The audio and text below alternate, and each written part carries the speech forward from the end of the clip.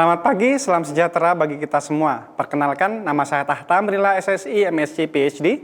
Saya dosen tetap non-PNS di Universitas Airlangga semenjak tahun 2019 dan saat ini ditugaskan di program studi rekayasa nanoteknologi Fakultas Teknologi Maju Multidisiplin Universitas Airlangga. Bidang ilmu spesifik saya adalah rekayasa material yang sangat relevan dengan program studi rekayasa nanoteknologi. Saya telah menyelesaikan pelaksanaan diklat pratugas dosen tetap Universitas Airlangga, diklat pekerti, dan diklat AA berturut-turut pada tahun 2019 dan 2020 yang diselenggarakan oleh Universitas Airlangga. Di Fakultas Teknologi Maju dan Multidisiplin, saya ditugaskan menjadi tim dosen pengajar di beberapa mata kuliah yang sesuai dengan keahlian saya, seperti fisika nanoteknologi, teori zat padat, nanosains kuantum, permukaan antarmuka, nanoteknologi tekstil, nanolitografi, spektroskopi nanoteknologi, bisnis dan komersialisasi nanoteknologi, nanoteknologi konversi dan penyimpanan energi, nanorobot, kenanomagnetikan, pengantar nanoteknologi 1 dan 2, dan material metalurgi.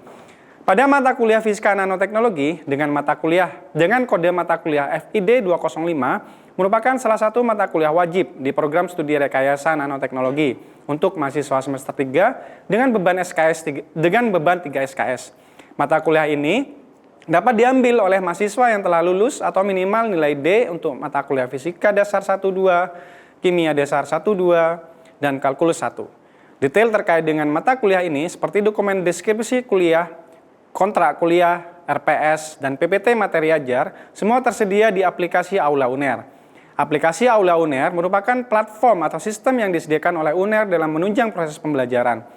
Dengan menyediakan semua materi dan dokumen yang diperlukan di aplikasi Aula, mahasiswa akan lebih mudah untuk dapat memahami terlebih dahulu deskripsi, maksud, dan tujuan mata kuliah ini, materi-materi yang akan diajarkan, jenis dan persentase evaluasi, dosen pengampu, sampai jadwal kuliah.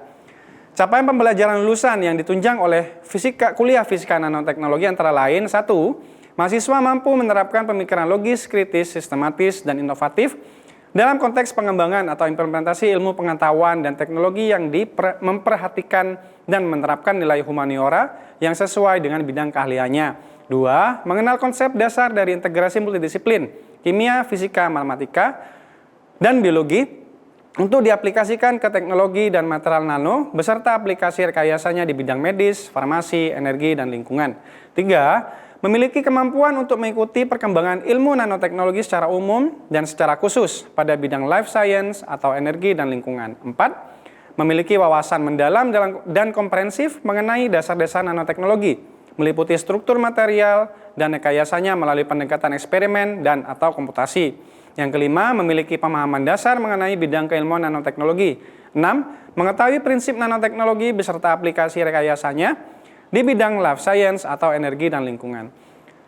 Sesuai dengan capaian pembelajaran, setelah mengikuti mata kuliah ini, 1. Mahasiswa Prodi Rekayasa Nanoteknologi semester 3 diharapkan mampu menerangkan konsep fisika nanoteknologi dan sejarah perkembangan nanoteknologi melalui konsep dasar dari integrasi multidisiplin, yaitu kimia, fisika, matematika, dan biologi, untuk diaplikasikan ke teknologi dan material nano, beserta dengan contoh-contoh perkembangan dan aplikasi ilmu nanoteknologi secara umum dan khusus dalam bidang medis, farmasi, energi, dan lingkungan, sesuai dengan kaidah keilmuan dan teori dengan benar.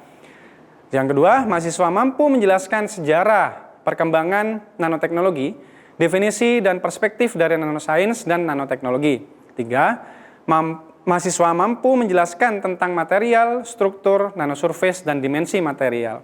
4. Mahasiswa mampu menjelaskan dasar-dasar kuantum mekanik. 5. Mahasiswa mampu menjelaskan tentang interaksi dan energi pada skala nano. Yang keenam, mahasiswa mampu menjelaskan penerapan dalam bidang medis, farmasi, energi, dan lingkungan. Fisika nanoteknologi merupakan mata kuliah yang membahas dan mempelajari tentang konsep fisika yang kemudian banyak digunakan untuk mensintesis, menganalisis sifat, dan karakteristik nanomaterial untuk berbagai macam aplikasi. Topik yang akan dibahas diantaranya: 1. Pengantar fisika dan nanoteknologi. 2. Review fisika klasik dan teori relativitas khusus.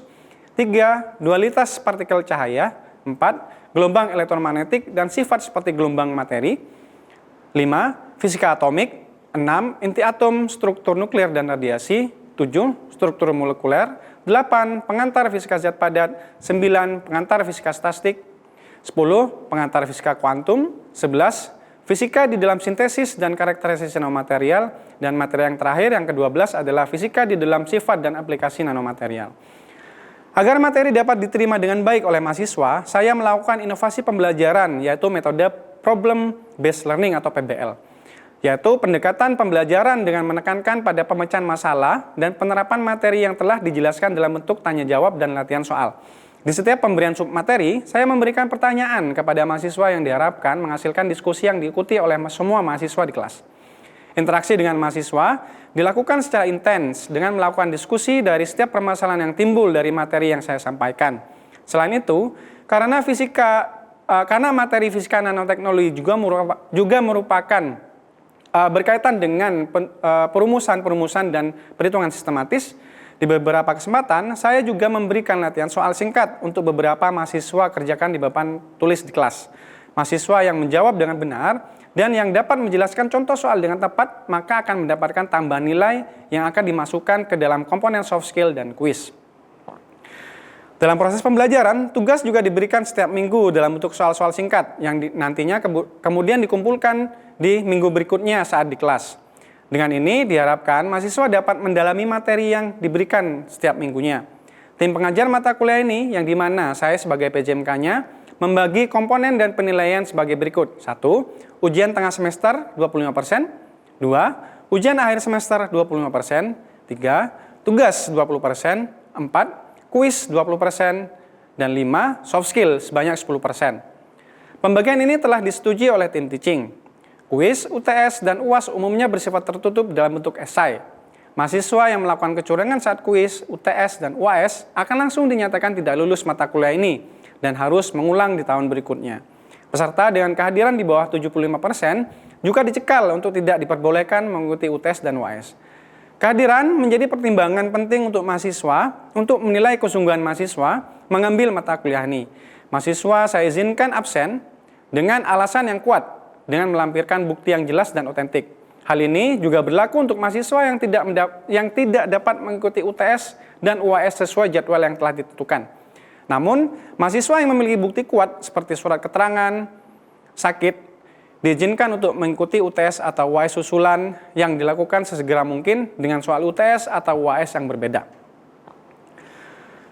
Demikian perkenalan mata kuliah fisika nanoteknologi yang akan saya presentasikan. Terima kasih atas perhatiannya. Selanjutnya, saya akan mempresentasikan salah satu materi di kuliah fisika nanoteknologi, yaitu materi minggu ke-8, yaitu pengantar fisika zat padat atau Introduction to Solid State Physics. Terima kasih.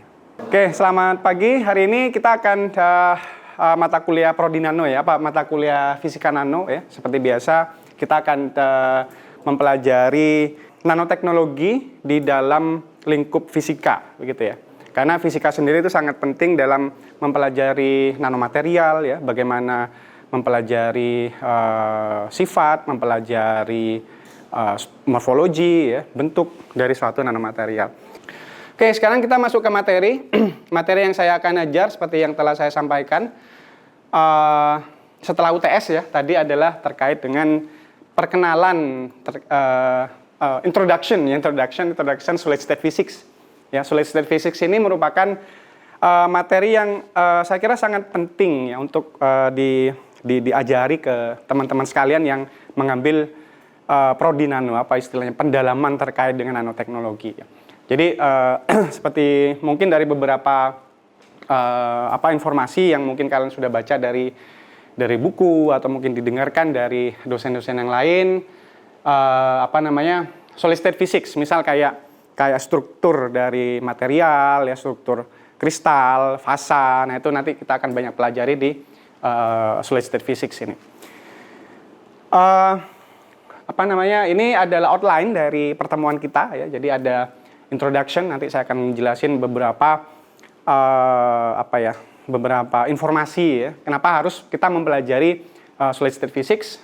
Dan setelah itu saya akan memberikan informasi terkait dengan crystal structure ya, yang sangat penting kalian harus paham karena kalian selama ini nanti akan berhubungan bagaimana membuat suatu nanomaterial, bagaimana aplikasikannya, bagaimana karakterisasinya. Nah, ini semua bisa kita lihat dari crystal structure yang nanti saya akan berikan. Yang ketiga, nanti saya akan ngejelasin terkait dengan electron in metal, dan yang terakhir terkait dengan band theory of solid. Ya. Ini kira-kira gambarnya apa ya? Kalian pasti di pengantar nano 1 2 ya sudah tahu ya, ini karakterisasi apa ini kira-kira menurut kalian? SEM ya, SEM. Jadi SEM sendiri kalian sudah banyak memahami di mana namanya pengantar nano 1, pengantar nano 2, dan mungkin teknik karakterisasi, dan kebetulan kita juga punya ya di lantai 10. Dan ini adalah gambar SEM dari suatu material kristal ya, material kristal. Dan kita bisa lihat di sini bahwa SEM ini juga ada skalanya di sini ya, yang dimana skala ini nanti akan banyak menunjukkan berapa ukuran dari partikel ini. Itu ya. Itu kalian sudah banyak memahami gitu kan ya. Lalu hubungannya sama fisika bagaimana gitu kan Pak ya. Nah, pastinya adalah di dalam suatu kristal ini gitu ya. Di situ ada atom. Dan atom sendiri juga terdiri dari elektron ya. Dan elektron sendiri itu bergerak gitu kan ya. Dan pergerakan dari elektron yang ada di dalam material ini semua bergantung dari morfologi suatu nanomaterial. Ya, semakin kristalnya semakin bagus, maka mobilitasnya juga akan semakin apa? Makin bagus gitu kan ya. Dan sebaliknya. Ya. Dan itu kalau misal kita lihat dari kuantitas ya, kualitas gitu kan. Secara logical thinking, pastinya kita ya udah kalau teratur gitu, misal jalannya teratur ya udah kita bisa berlari dengan cepat gitu kan. Tapi bagaimana kita mengkuantisasinya ya? Bagaimana kita bisa memahami bahwa oh ini lebih besar atau lebih kecil? Kan kita harus mengkuantisasikannya gitu kan ya. Nah, salah satu cara untuk mengkuantisasikannya itu yaitu ya dengan persamaan-persamaan fisika gitu kan ya. Nah, jadi untuk teman-teman di sini yang suka fisika, siapa yang suka fisika? Wah, oke, jadi cuma satu orang ya yang suka fisika ya. Jadi nano itu ya berhubungan sama fisika, jadi mau nggak mau kalian harus suka fisika gitu kan ya. At least jangan benci lah sama fisika gitu kan ya, karena pasti nanti akan kalian hubungannya sama apa ini ya, sama rumus-rumus ini gitu kan ya. Nah, misal di sini nih ada rumusan terkait dengan energi kinetik dari suatu elektron gitu ya. Nah, jadi kalau misal kalian membuat nanomaterial, ya udah jadi gitu kan ya. Lalu dibuat apa gitu kan? Nah, pastinya di situ kalian harus menganalisanya, ya, menganalisa. Nah, salah satunya tidak hanya kualitatif, ya, kualitatif tapi juga kuantitatif. Nah, dengan menggunakan perumusan yang sudah ada, sebenarnya kalian sudah enak sih sebenarnya dibandingkan dengan fisika gitu ya. Fisika material. Nah, fisika material itu ya mereka ya orang-orang fisika menurunkan perumusannya. Nah, kalau di sini kalian hanya menggunakan perumusannya itu. Nah, misal kita pengen tahu mobilitas dari suatu elektron yang ada di dalam sini gitu kan. Karena dia bergerak, mereka berinteraksi ya, maka di situ akan mengeluarkan energi gitu kan. Jadi sama halnya kita gitu ya. Kalau misal ya saya sendiri gitu kan ya. Di sini saya berbicara terkait dengan berbicara terkait dengan elektron tadi ya, pasti saya akan mengeluarkan energi gitu kan ya. Gitu. Sehingga energi yang kita keluarkan itu adalah dalam bentuk energi kinetik pergerakan gitu kan ya, pergerakan. Energi kinetik yang ada di dalam suatu elektron ini di dalam material sebesar K sama dengan setengah mv kuadrat. Ya, di mana m ini merupakan massa dari elektron dan v-nya adalah kecepatan dari elektron. Ya, Mas Khalil sudah paham ya sebenarnya ya. Jadi dan di sini juga ada momentum yang terjadi, misal jadi elektron kalau misal bertumbukan di dalam elektron bertumbukan dengan elektron yang lain yang ada di dalam material ini, maka dia akan menghasilkan momentum, dan momentumnya sendiri adalah m kalikan v gitu kan ya. M kalikan v. Lalu dari persamaan tadi ya kita juga bisa mengetahui energi kinetik dari suatu elektron tadi berhubungan dengan momentumnya gitu ya. Momentum kuadrat dikalikan 2mv kuadrat ya. Begitu. Lalu dari fenomena pergerakan elektron tadi ya kita juga bisa menentukan elektrisitas ya atau magnetisme dari suatu nanomaterial tadi. Ya, jadi misal karena dia bisa bergerak dengan cepat gitu ya. Ada trace misal energinya sebesar 1000 milivolt misal ya. 1000 elektron volt misalnya. Nah, itu adalah termasuk material yang konduktif misal seperti itu. Atau kurang daripada itu, maka dia adalah material insulator misal seperti itu. Ya, jadi dari kuantitas elektron, pergerakan elektron di dalam suatu material ini, ketika kita sudah bisa menghitungnya, maka kita bisa akan menentukan material itu adalah material elektrik atau material magnetik seperti itu ya. Ya, ini penjelasan sebenarnya ya, penjelasan apa yang saya jelaskan tadi ya berhubungan dengan ini gitu kan ya. Apa yang kita pelajari di dalam suatu non-material itu pada dasarnya adalah yang kita juga pelajari di fisika klasik gitu ya. Misal saya menendang bola gitu kan ya dari dari sini ke sana gitu kan ya, dari sini ke sana misal gitu kan ya. Jaraknya kita sudah tahu nih, misal di sini berapa meter nih, ada 2,5 meteran gitu kan ya. Saya tendang bola itu, dia bergerak ya, menyentuh di sana dengan waktu misal 1 menit misal. Nah, dari situ kan kita sudah tahu waktunya, kita tahu jaraknya, maka kita bisa menentukan apa? Kecepatannya, itu kan ya. Nah, sama halnya tadi elektron ya, elektron. Jadi dari informasi yang ada, elektron di sini masanya sekian gitu kan ya. Terus ketika kita berikan energi sekian ya, jadi kembali lagi ke sini, ke mana namanya? Ke yang tadi ya. Ya. Maka nanti kita bisa menentukan P-nya berapa, energinya berapa gitu kan ya. Lalu dari energi berapa, momentumnya berapa, kecepatannya berapa. Gitu ya. Jadi sama sebenarnya ya, apa yang kita pelajari di dalam suatu material ini, fenomena yang terjadi itu juga sama dengan fisika klasik yang kita pelajari di fisika dasar. Tapi saya mohon maaf nih, mau tanya dulu nih. Yang fisika dasarnya di sini dapat A siapa? Oh, Mas Hanif. Oh, mantap ya, Mas Hanif lagi ya. Pantesan suka fisika ya. Mas Khalil berapa kalau Mas Khalil? Oh, AB, Masya Allah. Oke. Karena ya yang saya pahami memang fisika itu susah ya, tapi kalau kita bisa menjiwai gitu kan ya. Jadi kalau saya itu belajar fisika itu tidak kebut semalam gitu kan ya. Jadi saya mempelajari fisika itu ya setelah kelas saya pelajari lagi. Sistemnya cicil. Ya fisika itu seperti itu.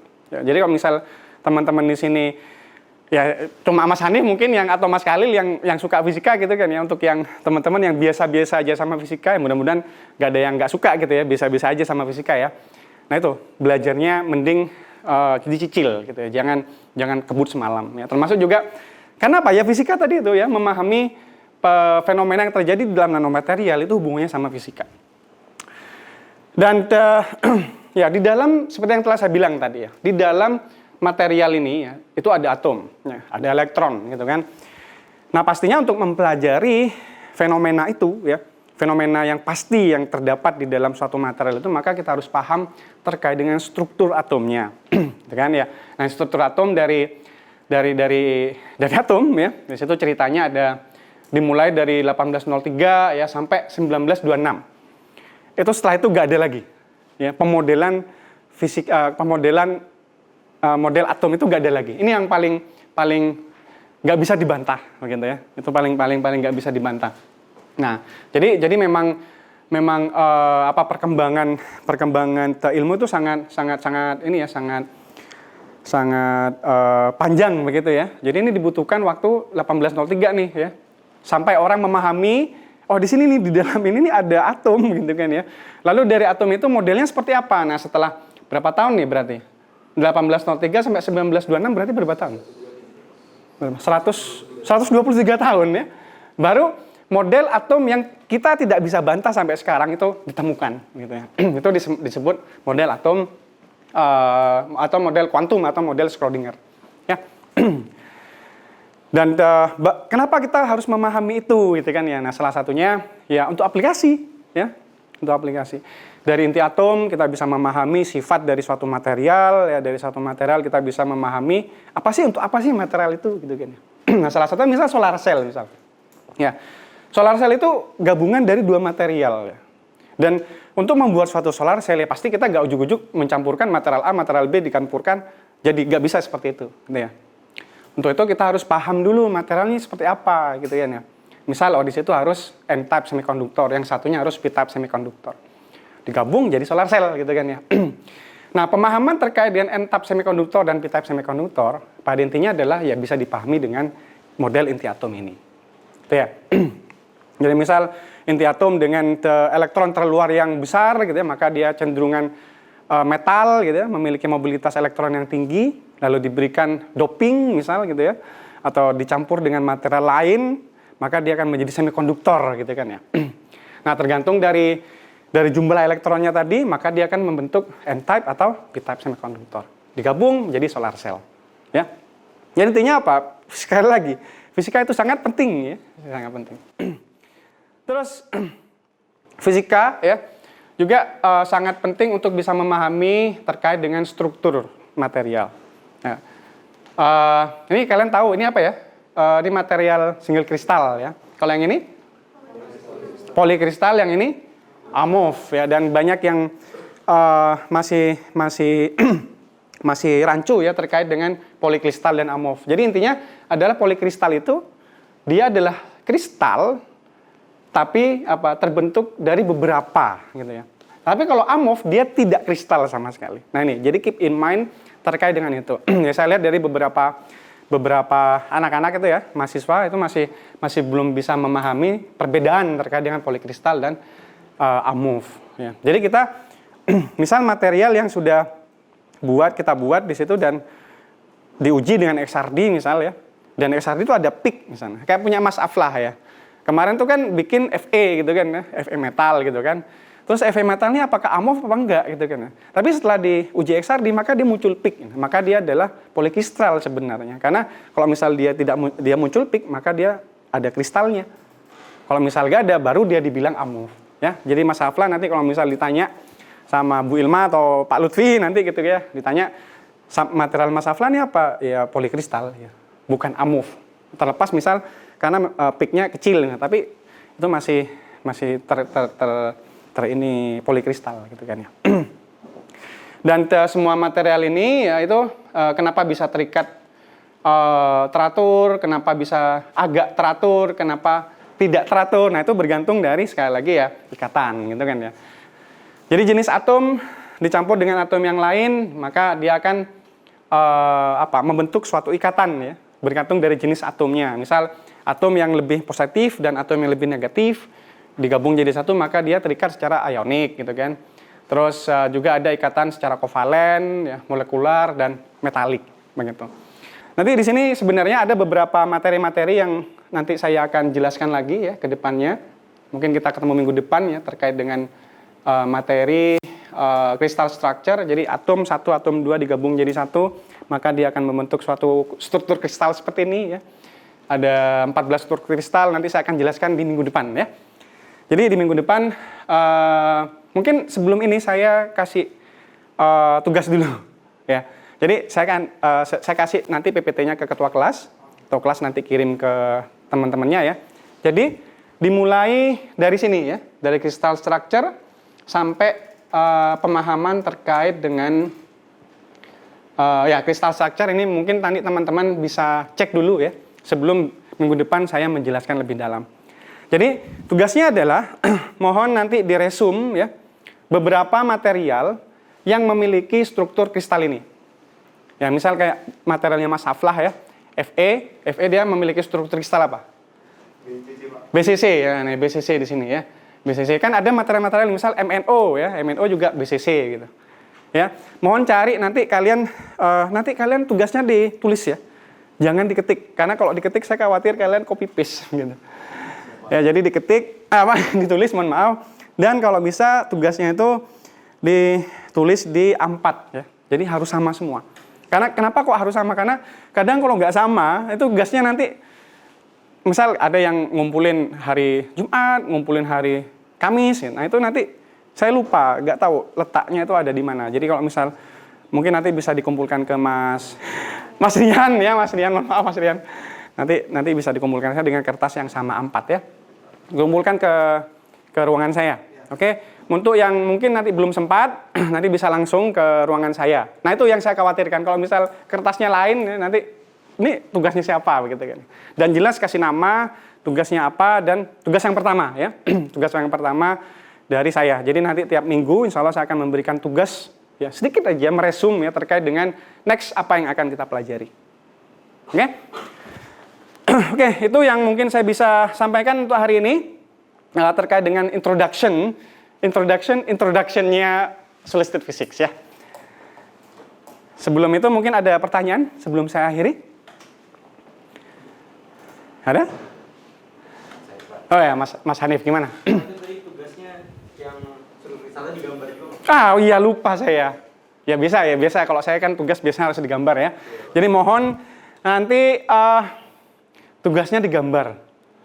Kenapa gambar? Karena gambar itu kalau kalian gambarnya bagus, saya menilai bahwa kalian itu passionnya ke situ gitu ya. Jadi kalian nggak main-main gitu kan. Mohon nanti Mas mohon maaf ya informasinya nanti digambar materialnya apa aja, jenis-jenisnya apa aja.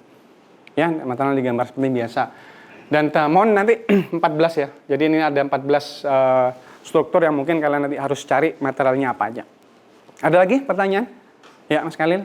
Kalau struktur kristal, bedanya struktur kristal yang ini sama struktur kristal yang kayak rocksal. Oh ya, nah itu. Perbedaannya. Nah itu yang saya akan pelajari minggu depan sebenarnya. Ya, nah di sini jelas nih ya. Di sini kayak misalnya rocksal, ya, ini spinel. Ya, nanti saya akan pelajari, saya akan kasih itu minggu depan. Makanya Mas Khalil nanti cari dulu ya. Tapi mungkin saya akan kasih clue hari ini ya. Jadi intinya adalah perovskite ya. Perovskite itu adalah material yang dimana di dalamnya ada satu atom lagi. Ya, satu atom seperti ini lagi. Dan biasanya di atas ini ada atom-atom sehingga dia akan membentuk oktahedral di dalamnya. Gitu. Kalau spinel beda lagi ya. Kalau misal perovskite itu ada satu oktahedral saja. Kalau spinel itu ada dua, ada tetrahedral dan oktahedral. Nah itu yang mungkin minggu depan saya akan jelaskan. Ya. Clue-nya saja, mohon Mas Khalil untuk teman-teman juga ya dicari informasinya terkait dengan itu sehingga nanti informasi yang saya sampaikan minggu depan kalian akan lebih bisa memahami. Ya. Oke, next ada lagi yang ada pertanyaan mungkin? Nah seperti biasa ya nanti yang tanya. Saya sudah ada ini ya, ada catatan ya seperti biasa nanti Mas Khalil, Mas Hanif pasti nanti akan saya kasih nilai tambahan nantinya ya. Saya mohon nanti mungkin untuk hari ini untuk teman-teman tidak ada yang bertanya, next saya harap nanti bertanya ya. Karena nanti pasti akan ada nilai tambahan karena sesuai dengan kontrak tadi ada soft skill yang 10%. Oke. Oke, mungkin itu aja ya karena waktunya sudah mepet dan kurang lebihnya saya mohon maaf kalau misal ada yang salah. Mohon tugasnya Mas Rian ya dikumpulin dan mohon dibaca terkait dengan materi next yang akan saya berikan. Oke, terima kasih. Saya tutup kelas hari ini. Assalamualaikum warahmatullahi wabarakatuh. Waalaikumsalam warahmatullahi wabarakatuh.